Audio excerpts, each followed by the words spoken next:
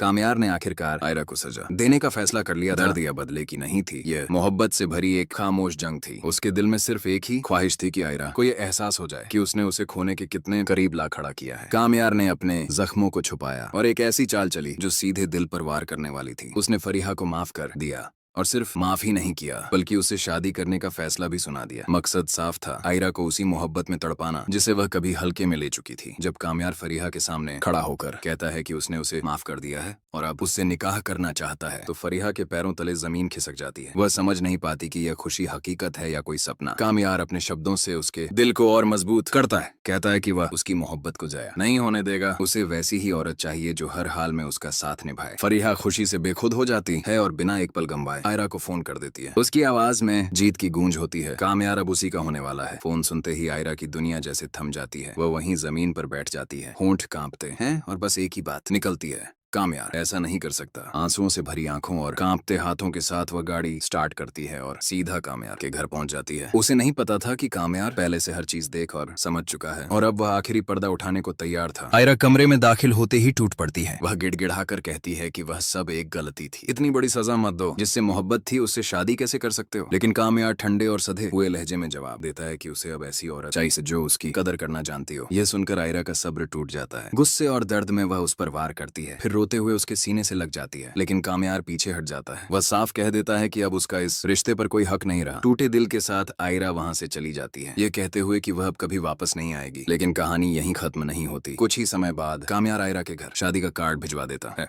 साथ में एक छोटा सा पैगाम भी कि शादी में जरूर आना। दूसरी तरफ वह अपने प्लान के मुताबिक फरीहा को लेने जाता है और गाड़ी में बैठते ही कहता है कि आयरा को फोन करके बुला लें। वह चाहता था कि आयरा अपनी आंखों से सब देखे और अपनी गलती का एहसास करे। उधर आयरा अकेलेपन में पूरी तरह टूट चुकी होती है। उसकी बहन उसे हिम्मत देती है कि जाकर अपने दिल की बात कह दे। तब आयरा पहली बार खुद से सच बोलती है। वह मोहब्बत नहीं इश्क करती है। वह बिना कुछ सोचे दौड़ पड़ती है और सीधे कामयार के घर पहुंच जाती है। वहाँ माहौल पूरी तरह बदला हुआ होता है। मौलवी निकाह की तैयारी कर रहे होते हैं। फरीहा कबूल है कह देती है और जब कामयार से पूछा जाता है तो उसकी निगाहें आयरा पर टिक जाती हैं और उसी लम्हे आयरा चीख उठती है। वह सबके सामने अपने दिल की आखिरी सच्चाई बयां कर देती है। कहती है कि वह कामयार के बिना जी नहीं सकती, ये आखिरी मौका है। यह सुनते ही कामयार के चेहरे पर हल्की सी मुस्कान आ जाती है। वह निकाह रुकवा देता है और सबके सामने सच बता देता है कि यह सब एक साजिश थी, सिर्फ इसलिए ताकि आयरा को उस दर्द का एहसास हो सके जिससे वह खुद गुजरा था। आयरा फौरन उसकी तरफ